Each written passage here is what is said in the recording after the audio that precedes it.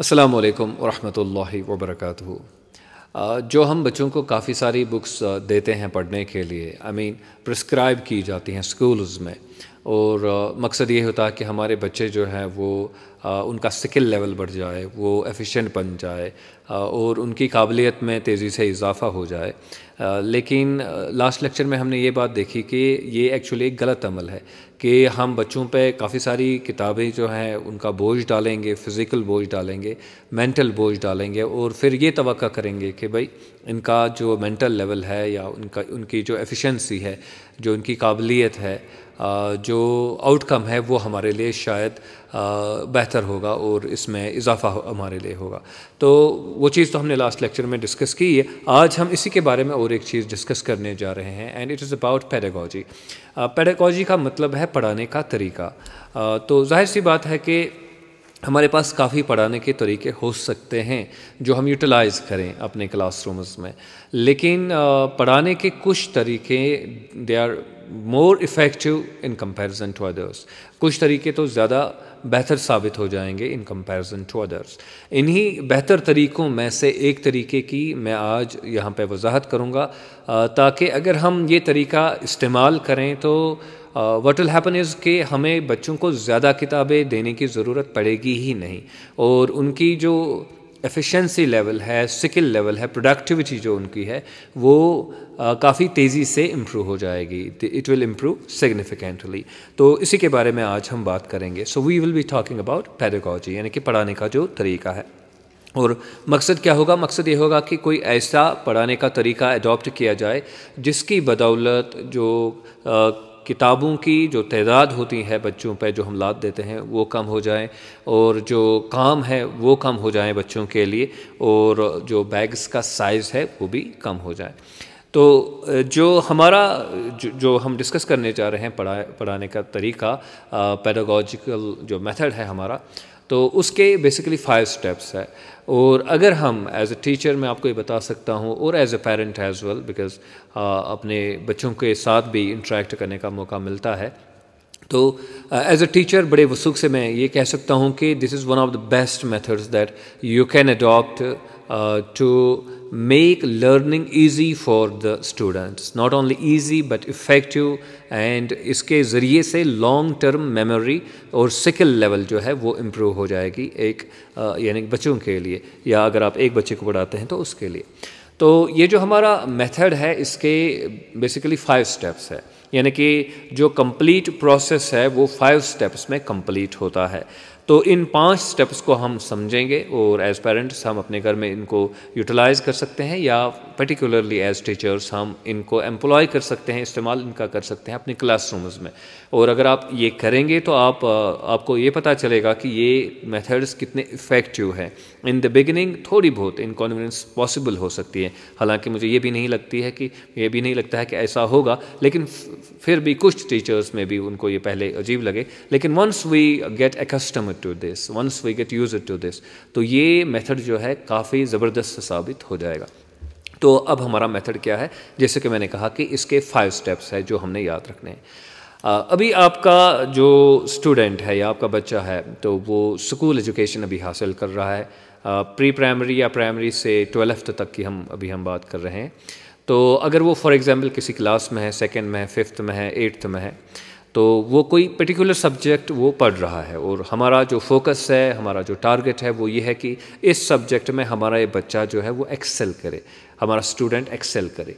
तो सबसे पहली चीज़ जो हमने इंश्योर करनी होगी वो ये है कि जो हमारा सब्जेक्ट है, जो हमारा टॉपिक है, जो हमारी बुक है, फॉर एग्ज़ाम्पल हम एक पर्टिकुलर लेसन अभी पढ़ा रहे हैं, तो जो हमारी पर्टिकुलर लेसन है, क्या हमारा बच्चा इसको अच्छे से पढ़ पा रहा है कि नहीं, whether he is able to read the lesson properly or not, efficiently or not, fluently or not।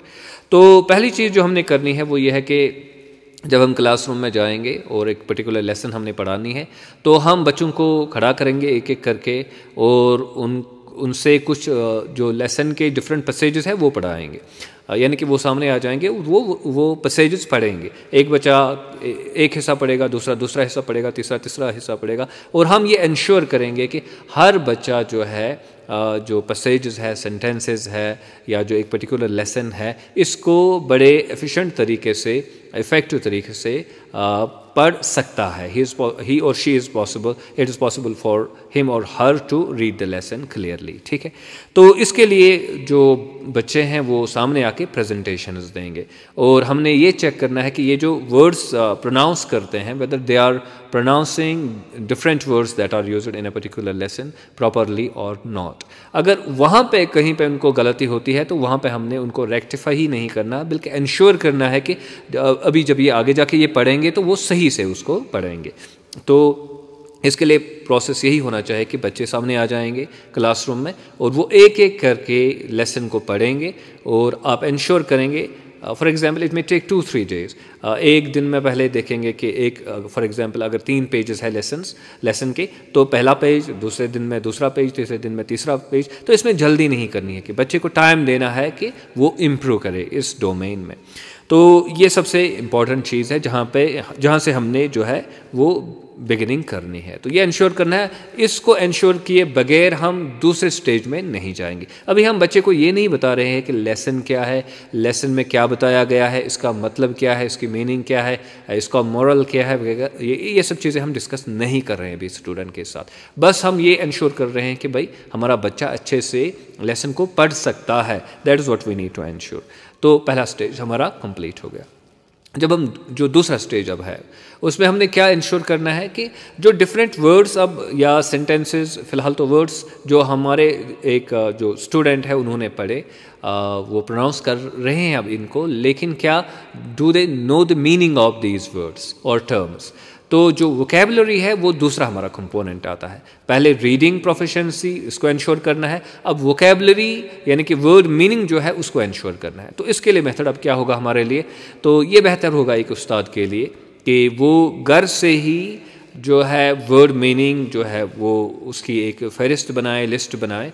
ख़ास तौर पर अगर आप जानते हैं कि कुछ वर्ड्स ऐसे हैं जो बच्चों को मालूम है तो वो डिस्कस करने की ज़रूरत नहीं है, लेकिन वो वर्ड्स ख़ास तौर पर जो बच्चे जो आप जिनके बारे में आपको मालूम है कि बच्चे नहीं जानते हैं, तो वो तो लाजमन बच्चों को पता चलने चाहिए. They must be able to know about the meaning of different words and terms.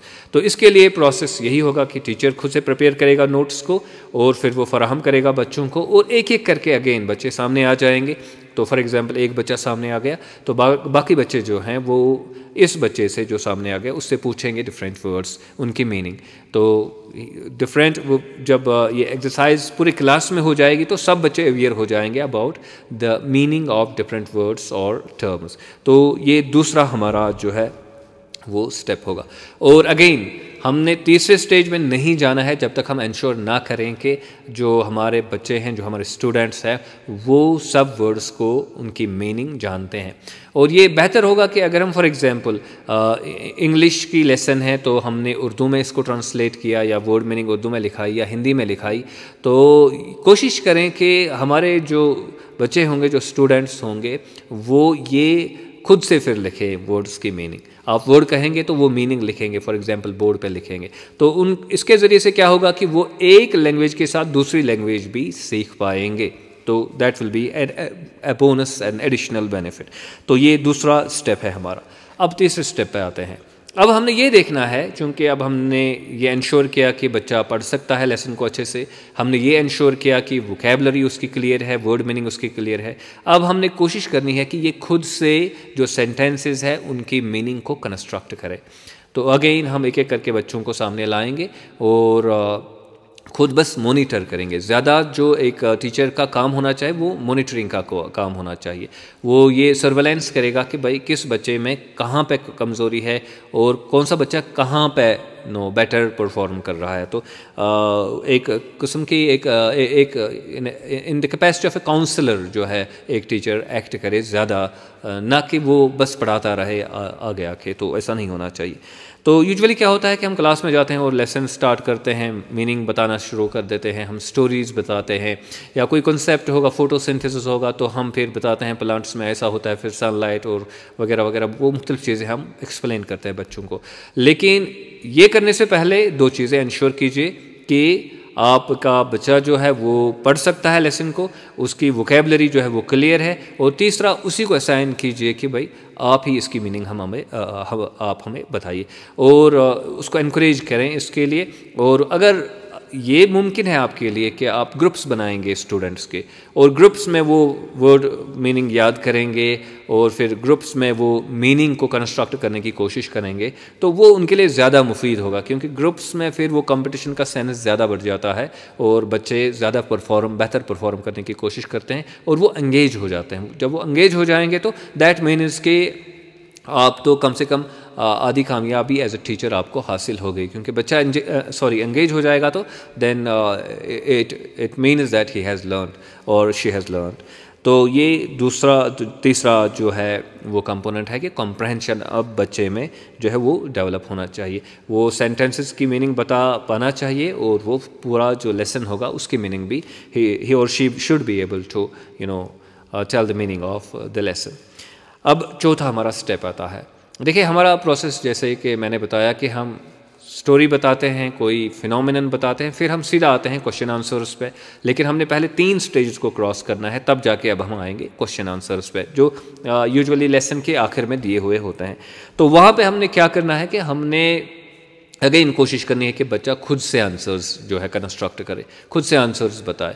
बच्चों को एनकरेज करना है कि भाई आज लेसन जो है हमने कंप्लीट की, अब आप कोशिश करें कि खुद से आंसर्स जो है वो लिखें। वो कुछ ठीक लिखेंगे, कुछ गलत लिखेंगे, कुछ के आंसर्स बिल्कुल गलत होंगे, कुछ के करीब होंगे ठीक होने के। तो ये सब पॉसिबिलिटीज़ तो होंगी क्लासरूम में, तो उनको एनकरेज किया जाए, और फाइनली फिर टीचर खुद से उनके आंसर्स जो है क्वेश्चंस के आंसर्स बच्चों को बताएं, और वो जो कॉपी वगैरह वो मेंटेन करते हैं तो वो भी मेंटेन करने चाहिए बच्चे। और फिर जाहिर सी बात है कि ये जो प्रोसेस है इसमें भी अब जो टीचर देखेगा कि कौन से बच्चे अब एफिशिएंटली ईज़िली आंसर्स दे पा रहे हैं, और ख़ास तौर पर अगर आंसर्स अपनी मदर टंग में नहीं है, वो इंग्लिश में है या उर्दू में है या हिंदी में है, तो वहाँ पे वो कितना अच्छा परफॉर्म कर पा रहे हैं, तो अगेन वो बच्चों को सामने लाएंगे।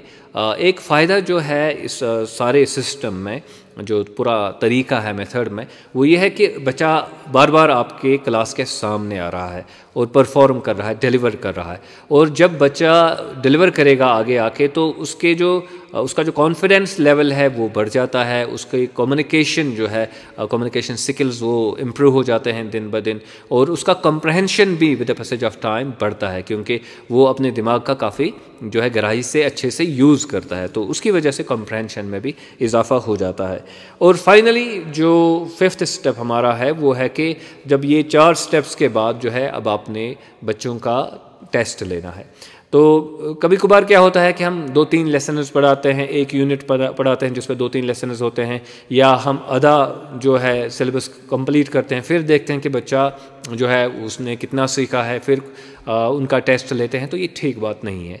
असल चीज़ तो ये है कि हर चीज़ जो आप बच्चे को सिखाएंगे उसमें आपको इंश्योर करना है कि बच्चे ने सीखा है कि नहीं है, और वो तभी होगा जब आप बच्चे का टेस्ट लेंगे, उसका एग्जामिनेशन करेंगे। तो इसलिए जब भी लेसन कंप्लीट होगा तो लेसन के बाद लाजमी एक लेसन टेस्ट जो है वो होना चाहिए, क्योंकि लेसन टेस्ट ही हमें ये बताएगा कि फाइनली बच्चे ने कितना इम्प्रूव किया है, और कौन से बच्चे हैं जो बेहतर परफॉर्म कर रहे हैं, कौन से बच्चे हैं जो लैगार्ड्स है, जो यानी कि परफॉर्म अच्छा नहीं कर पा रहे हैं।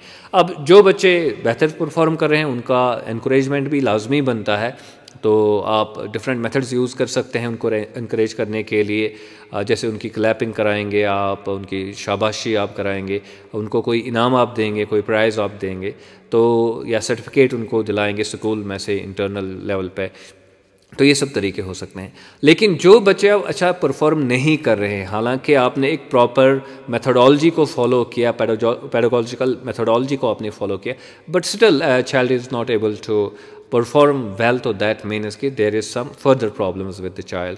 तो उस ज़िमन में, उस कॉन्टेक्स्ट में आपने ये फिर देखना होगा कि भाई बच्चे का बैकग्राउंड क्या है, कहीं पे उनको कोई फैमिली प्रॉब्लम तो नहीं है, उसकी डिस्ट्रैक्शन की वजह क्या है, कहीं वो डिप्रेशन में तो नहीं, कहीं वो कोई मेडिकल का इशू तो उसका नहीं है, कोई मेडिकल प्रॉब्लम तो उसकी नहीं है। तो वो सब चीज़ें भी जो है एक टीचर को फिर डिस्कस करनी है विद जो स्कूल अथॉरिटी है उनके साथ, या फिर जो बच्चे के जो पेरेंट्स होंगे, जो फैमिली होगी, तो उनके साथ तो एक लेज़ान जो है वो बढ़ाना होगा, और दैट विल इंश्योर के बच्चे की परफॉर्मेंस जो है वो इंशाल्लाह with the passage of time फिर इम्प्रूव हो जाएगी।